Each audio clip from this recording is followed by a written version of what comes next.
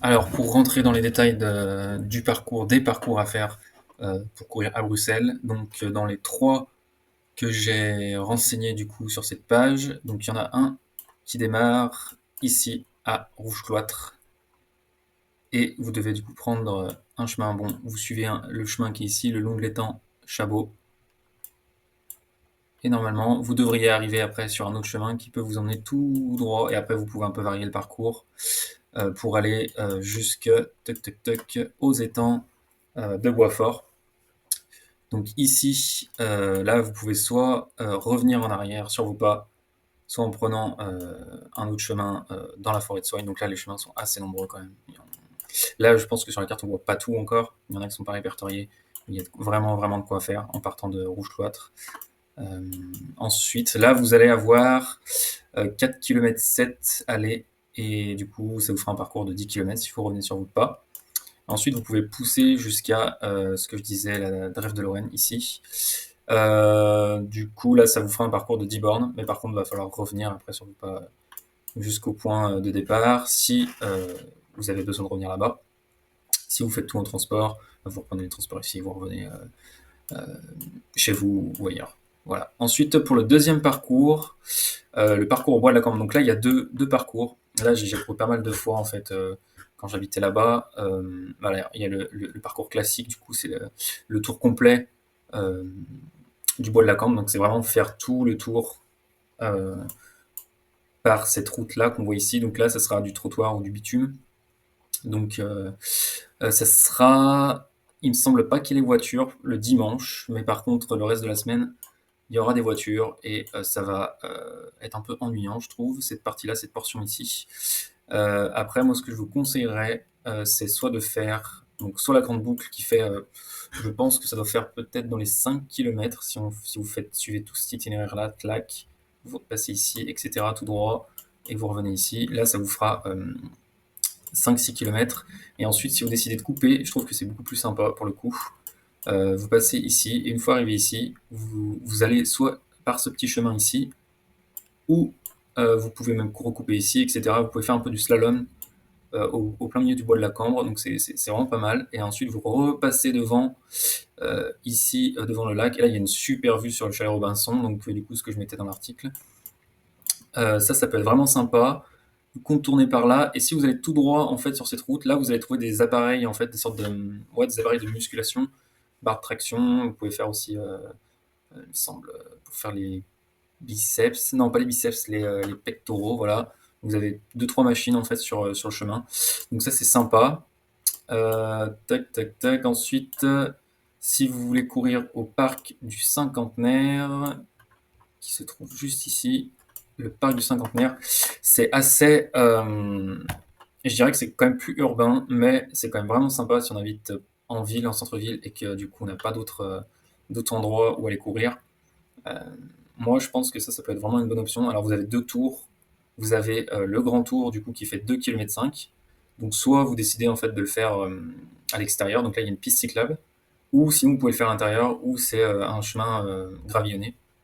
Donc, ça, c'est plutôt sympa. Après, vous pouvez vraiment faire du slalom un peu dans tout le parc, hein. Il y a vraiment de quoi faire. Il y a aussi, ici, on voit une piste d'athlétisme qui est vraiment sympa. Après, dans l'article, je préconisais aussi d'aller jusqu'à Tervuren. Donc c'est sympa, c'est pour voir un peu la ligne droite de fin des 20 km de Bruxelles. Ça peut être intéressant aussi.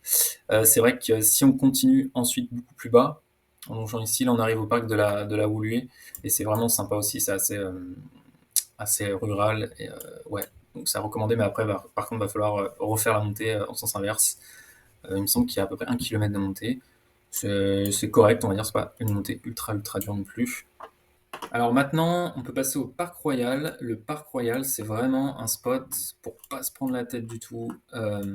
Moi, je vais y courir en fait vraiment souvent la semaine. Donc j'habite vers Gare du Midi en fait. Du coup, je pars, je monte sur cette petite piste cyclable. Je prends le côté gauche. Vraiment, le petit tips incroyable, c'est de prendre le côté gauche parce qu'il y a beaucoup moins de vélos, beaucoup moins de passants que le côté droit qui monte comme ça direction Porte de Namur. C'est vraiment le tips qui a game changer pour moi. On slalome moins les gens sur les trottoirs. C'est incroyable, je trouve, parce qu'une fois qu'on arrive à 3 ondes d'heure, après on est bloqué. traverser, c'est un peu galère. Donc voilà, c'est mieux de passer selon moi à gauche que de se taper tout le centre commercial entre Louise et Porte de Namur, qui est vraiment horrible. Il vaut mieux passer du côté gauche, selon moi. Ensuite, donc ça c'était le petit tips avant de commencer. Arrivé au Parc Royal. Le Parc Royal, le tour, c'est 1 km, je crois. Peut-être un peu plus d'1 kilomètre.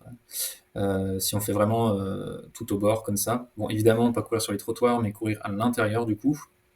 Donc là, c'est vraiment, vraiment sympa. On a des petites fontaines, et même là, c'est même pas répertorié, mais on a même plein de petits chemins en fait, un peu de partout. Peut-être si on zoome, non, même pas. Ouais, moi je pense que c'est vraiment une bonne option quand on habite à Bruxelles, Bruxelles centrale, Bruxelles dans le centre, quoi. C'est vraiment genre top comme option.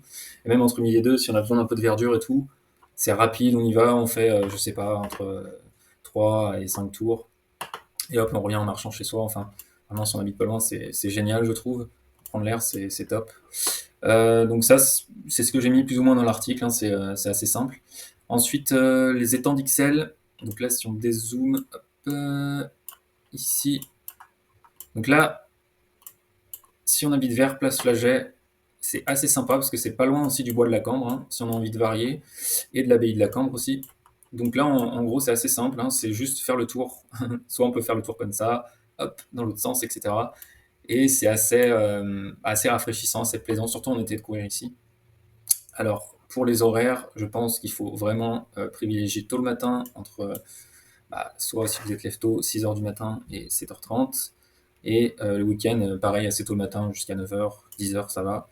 Euh, mais au-delà, je pense que il y a trop de monde, et ça part un peu en slalom avec les gens, avec les piétons. Et ici, vous pouvez aussi prolonger, comme je disais dans l'article, à l'abbaye. Donc là, il y a un petit peu de montée quand même, hein. Là, c'est de la montée de marche et tout. Donc c'est pas mal aussi pour travailler un peu tout ce qui est intensité au niveau du trail. Et après, si vous êtes vraiment chaud, motivé, allez au bois de la Cambre. Voilà. Donc voilà pour les étangs d'Ixelles. Ensuite, on fonce au parc d'Uden, un parc que je connais pas trop mal.